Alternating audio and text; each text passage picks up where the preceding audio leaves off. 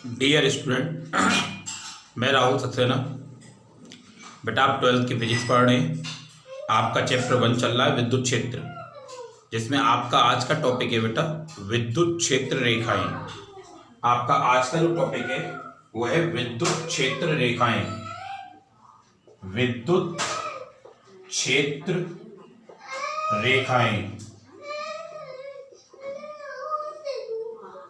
आपका आज का जो टॉपिक है बेटा वो है विद्युत क्षेत्र रेखाएं। विद्युत क्षेत्र रेखाएं किसे कहती हैं?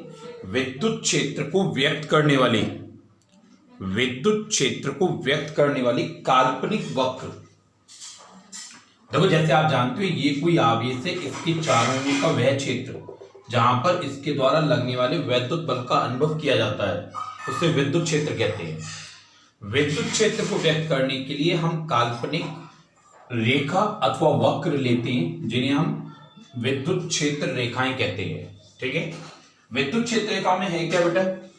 विद्युत क्षेत्र रेखा वास्तव में क्या होती है? वास्तव में विद्युत क्षेत्र रेखा जैसे ये कोई आवेश है, आप यहां इसके पास एक परीक्षण आवेश व्यवस्थित करो। इस परीक्षण आवेश का जो पथ होता है, इसका जो रास्ता है, इसकी जो चलने की दिशा होगी, इसके कारण वो विद्युत क्षेत्र रेखा को व्यक्त करेगी। अगर आपका आवेश धनावेश है, जैसे ये कोई धनावेश है, तो विद्युत क्षेत्र रेखाएं इससे बाहर की ओर होंगी, इस तरह से इससे बाहर की ओर होंगी सभी तरफ। और अगर ये जो आपका आप जो आवेश ले रहे हो अगर वो ऋणावेश है तो विद्युत क्षेत्र रेखाएं कैसी होंगी बेटा? इस पर अंदर की ओर, धनावेश से बाहर की ओर और ऋणावेश पर अंदर की ओर। दोबारा सुनो बेटा, आपका आज का टॉपिक है विद्युत क्षेत्र रेखाएं। विद्युत क्षेत्र रेखाएं किसे कहते हैं? विद्युत क्षेत्र को व्यक्त करने वाली काल्पनिक रेखाएं विद्युत क्षेत्र रेखाएं कहलाती हैं। विद्युत क्षेत्र रेखा बनाते कैसे? किसी बिंदु आवेश के पास परीक्षण आवेश को व्यवस्थित करने पर परीक्षण आवेश का जो पथ होता है वो हमारा विद्युत क्षेत्र रेखा कहलाता है। विद्युत क्षेत्र रेखा की खास बात यह है कि इसके किसी स्पर्श बिंदु पर अगर हम कोई स्पर्श रेखा खींचे तो विद्युत क्षेत्र की दिशा को व्यक्त करता है। अगर हमारा धनावेश होता है तो विद्युत क्षेत्र रेखाएं कैसी होती हैं? उससे बाहर की ओर। अगर ऋणावेश होता है तो विद्युत क्षेत्र रेखाएं कैसी होती हैं? उस पर अंदर की ओर। अगर धनावेश होगा तो विद्युत क्षेत्र रेखाएं बाहर की ओर, ऋणावेश होगा तो विद्युत क्षेत्र रेखाएं उस पर अंदर की ओर। ठीक है बेटा, अगर आवेशों का समूह, यानी अगर आपके मान लो दो समान धनावेश हों, अगर आपके दो समान धनावेश एक दूसरे के निकट रखे हों, जैसे ये कोई धनावेश, ये कोई धनावेश, तो इन पर जो विद्युत रेखाएं आएंगी, इन पर ये जो आपके आपने ये जो लिए, ये दोनों Q1 Q2 दो धनावेश हैं, तो इनकी जो विद्युत क्षेत्र रेखाएं आएंगी वो इस तरह से आएंगी, इस तरह से आएंगे बेटा। इनकी जो आकृति आती है वो इस तरह से आती है आपकी। ठीक है, ये धन के आवेश है तो इनसे निशान जो चिन्ह है वो बाहर की ओर के। ये वो स्थिति है जिसमें दो समान धनावेश एक दूसरे के निकट स्थित हैं, तो इनसे जो विद्युत क्षेत्र रेखाएं आती हैं वो इस तरह से आती हैं। ठीक है, जैसे आप मान लो और बनाओगे तो ये आपस में इस तरह से पास आती जाएंगी लेकिन मिलेंगी नहीं, पास आती जाएंगी इससे लेकिन ये मिलेंगी नहीं। ठीक है, लेकिन अगर आपका एक धनावेश धन का, एक आवेश धन का और दूसरा ऋण का हो, यानी एक धनावेश धन का और दूसरा ऋण का और दोनों समान हो, ये आपका जितना धनावेश है ये उतना ही ऋणावेश है, ये प्लस का क्यू है, ये माइनस का क्यू है, तो यहाँ पर जो विद्युत क्षेत्र रेखाएं होंगी वो किस तरह से होंगी बेटा?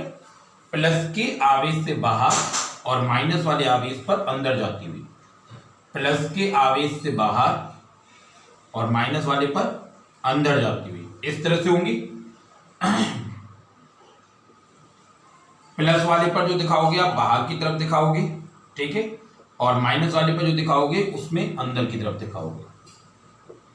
ये आपका आज का पहला टॉपिक है विद्युत क्षेत्र रेखाएं। विद्युत क्षेत्र को व्यक्त करने वाली काल्पनिक रेखाएं अथवा वक्र विद्युत क्षेत्र रेखाएं कहलाती है। विद्युत क्षेत्र रेखाओं को विद्युत क्षेत्र रेखाओं में अगर धन का आवेश है हमारा, तो विद्युत क्षेत्र रेखाएं धन के आवेश से बाहर की ओर, ऋण के आवेश पर अंदर की ओर होती है। ठीक है, अब हम पढ़ेंगे विद्युत क्षेत्र रेखाओं के गुण। बेटा अब हम जो पढ़ेंगे वो देखेंगे विद्युत क्षेत्र रेखाओं के गुण क्या हैं। ठीक है, अब आपका अगला टॉपिक है विद्युत क्षेत्र रेखाओं के गुण।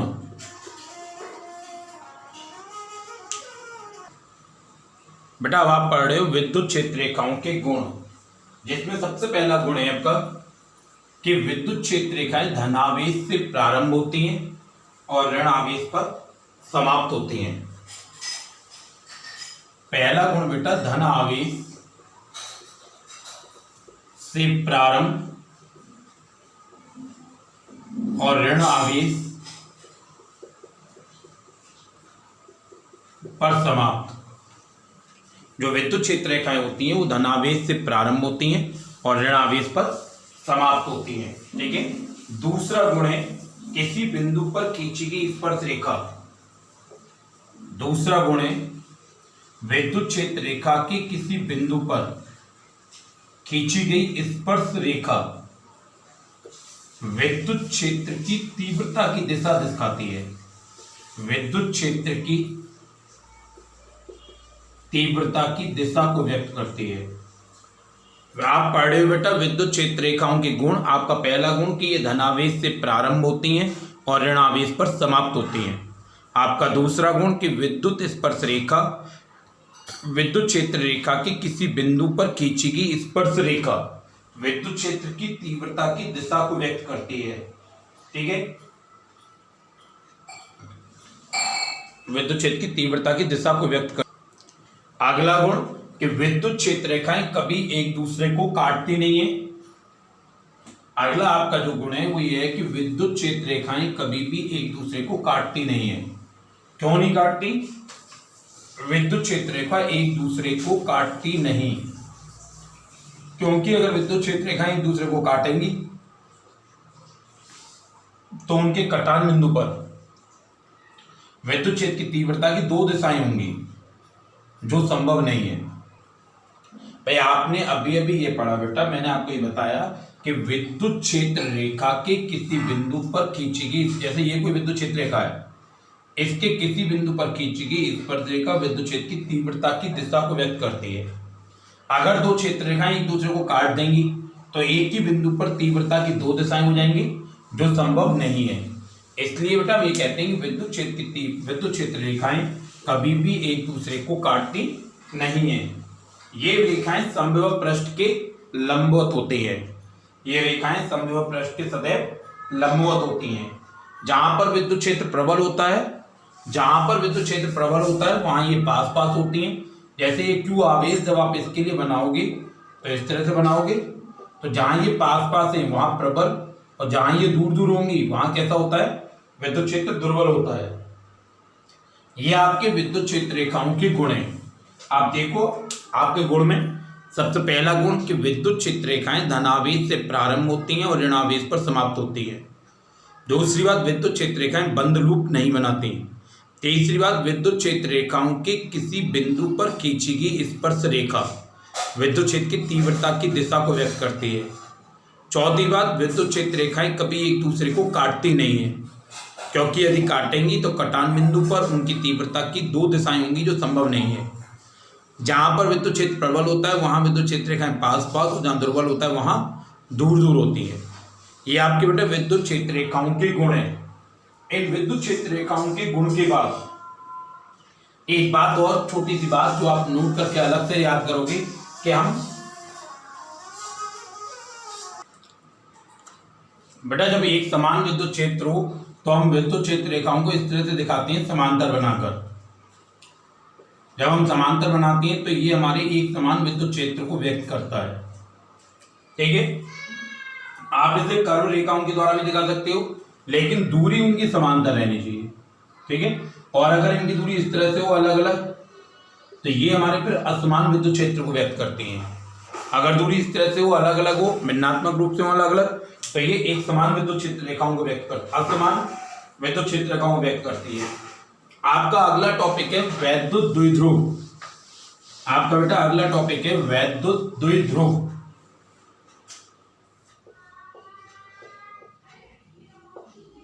विद्युत द्विध्रुव। विद्युत द्विध्रुव क्या है बेटा? जब दो समान आवेश यानी परिमाण में समान और ध्रुवता में विपरीत आवेश एक दूसरे से अल्प दूरी पर व्यवस्थित हों, ये आपका प्लस क्यू आवेश, ये आपका माइनस क्यू आवेश एक दूसरे से अल्प दूरी पर है, दूरी मैंने ली 2a, तो ये जो निकाय बनता है उसे हम कहते हैं वैद्युत द्विध्रुव। ये जो निकाय बनता है उसे हम कहते हैं वैद्युत द्विध्रुव। जब दो आवेश जो परिमाण में समान और प्रकृति में विपरीत हो, एक दूसरे से अल्प दूरी पर व्यवस्थित हो, तो उसे वैद्युत द्विध्रुव कहते हैं। वैद्युत द्विध्रुव की जो लंबाई है उसे 2a से व्यक्त करते हैं। इसका ये केंद्र है O, ये आपका वैद्युत द्विध्रुव है, ठीक है। और वैद्युत द्विध्रुव में बेटा, वैद्युत द्विध्रुव में अगर हम दोनों में से किसी एक आवेश का परिमाण और दोनों के बीच की दूरी का गुणनफल करें तो वो हम P से दिखाते हैं और इसे हम कहते हैं वैद्युत द्विध्रुव आघूर्ण। इसे हम क्या कहते हैं फिर? वैद्युत द्विध्रुव आघूर्ण। ये जो P है बेटा, फिर हम इसे कहते हैं विद्युत द्विध्रुव आघूर्ण। देखो, जब परिमाण में समान और प्रकृति में विपरीत आवेश एक दूसरे से अल्प दूरी पर व्यवस्थित हों तो इस निकाय को हम वैद्युत द्विध्रुव कहते हैं। वैद्युत द्विध्रुव, ये आपका वैद्युत द्विध्रुव में किसी एक आवेश के परिमाण और उनके बीच की दूरी के गुणनफल को वैद्युत द्विध्रुव आघूर्ण कहते हैं, ठीक है। वैद्युत द्विध्रुव आघूर्ण को P से दिखाते हैं। वैद्युत द्विध्रुव आघूर्ण को P से दिखाते हैं। वैद्युत द्विध्रुव आघूर्ण वैद्युत द्विध्रुव आघूर्ण एक सदिश राशि है। वैद्युत द्विध्रुव आघूर्ण जो है बेटा आपकी एक सदिश राशि है। इसकी दिशा माइनस क्यू से प्लस क्यू की ओर, इसकी जो दिशा है वो माइनस क्यू आवेश से प्लस क्यू आवेश की ओर होती है। इसके अगर मात्रक की बात करूं तो Q का कूलाम और A के लिए मीटर, इसका मात्रक कूलाम मीटर होता है, ठीक है। आप जानो विमीय सूत्र, आप जानते हो बेटा Q के लिए क्या आता है AT और दूरी के लिए L, तो इसका विमीय सूत्र होता है LTA। इसका विमीय सूत्र क्या होता है? LTA होता है आपका, ठीक है। ये आपका वैद्युत द्विध्रुव है। वैद्युत द्विध्रुव क्या है? वैद्युत द्विध्रुव क्या है? जब दो परिमाण में समान और प्रकृति में विपरीत आवेश एक दूसरे से अल्प दूरी पर व्यवस्थित हों, ठीक है, तो इस निकाय को हम वैद्युत द्विध्रुव कहते हैं। वैद्युत द्विध्रुव के किसी एक आवेश और उनके बीच की दूरी के गुणनफल को वैद्युत द्विध्रुव आघूर्ण कहते हैं। विद्युत द्विध्रुव आघूर्ण को P से व्यक्त करते हैं। विद्युत द्विध्रुव आघूर्ण का मात्रक कूलाम मीटर होता है। इसकी दिशा माइनस क्यू आवेश से प्लस क्यू आवेश होती है। इसका जो विमीय सूत्र वो LTA होता है, ठीक है। इसके बाद बेटा आपको निकालना है वैद्युत द्विध्रुव के कारण विद्युत क्षेत्र की तीव्रता। वो दो स्थितियों में निकालनी है, एक अक्षीय स्थिति में और एक निरक्षीय स्थिति में। अक्षीय और निरक्षीय का मतलब क्या है? जैसे मैं आपसे कह रहा हूं आपको विद्युत क्षेत्र की तीव्रता ज्ञात करनी है, अक्षीय स्थिति में ज्ञात करनी है और निरक्षीय स्थिति में ज्ञात करनी है। इन अक्षीय और निरक्षीय का मतलब क्या है? जैसे ये आपका वैद्युत द्विध्रुव है, ये आपका प्लस क्यू आवेश, ये माइनस क्यू आवेश और ये इसका केंद्र O। इन दोनों को आवेशों को मिलाने वाली ये जो रेखा है वो आपकी कहलाती है अक्षीय रेखा। एक आपको इस अक्षीय रेखा पर विद्युत क्षेत्र की तीव्रता ज्ञात करनी है। अक्षीय रेखा मतलब बेटा इसकी सीध में कहीं तक भी हो सकती है। इन दोनों को मिलाने, इन दोनों आवेशों से होकर जाने वाली रेखा, ये आपकी अक्षीय रेखा है, ठीक है। एक इसके केंद्र से लंबवत जाने वाली ये जो रेखा है ये इसकी निरक्षीय रेखा कहलाती है। ये इसकी निरक्षीय रेखा कहलाती है। ये आपकी अक्षीय रेखा और ये आपकी निरक्षीय रेखा, ठीक है। आपको वैद्युत द्विध्रुव के कारण इस अक्षीय रेखा पर और इस निरक्षीय रेखा पर विद्युत क्षेत्र की तीव्रता का ज्ञात करनी है। दोबारा सुनो पूरी बात बेटा। आपने जो पढ़ा अभी वो पढ़ा वैद्युत द्विध्रुव। जब दो समान आवेश जिनका परिमाण समान हो और प्रकृति विपरीत हो एक दूसरे से अल्प दूरी पर व्यवस्थित हो तो उसे हम वैद्युत द्विध्रुव कहते हैं। दोनों आवेशों में से किसी एक आवेश और दोनों के बीच की दूरी के गुणनफल को हम वैद्युत द्विध्रुव आघूर्ण कहते हैं। ठीक है, आपको इस वैद्युत द्विध्रुव के लिए अक्षीय और निरक्षीय स्थिति में तीव्रता ज्ञात करनी होती है। इंपॉर्टेंट प्रश्न है, 4 नंबर का क्वेश्चन है। ठीक है, दोनों आवेशों से होकर जाने वाली ये जो रेखा है वो इसकी अक्षीय रेखा कहलाती है और इसके मध्य बिंदु से ये जो निकलती है आपकी लंबवत वो इसकी निरक्षीय रेखा कहलाती है। ठीक है बेटा, आपको इस अक्षीय रेखा पर और इस निरक्षीय रेखा पर विद्युत क्षेत्र की तीव्रता ज्ञात करनी है। ठीक है, इससे हम अभी इसी वीडियो के बेटा अगले पार्ट में करेंगे क्योंकि वो दोनों डेरिवेशन बहुत लंबे हैं। ठीक है बेटा।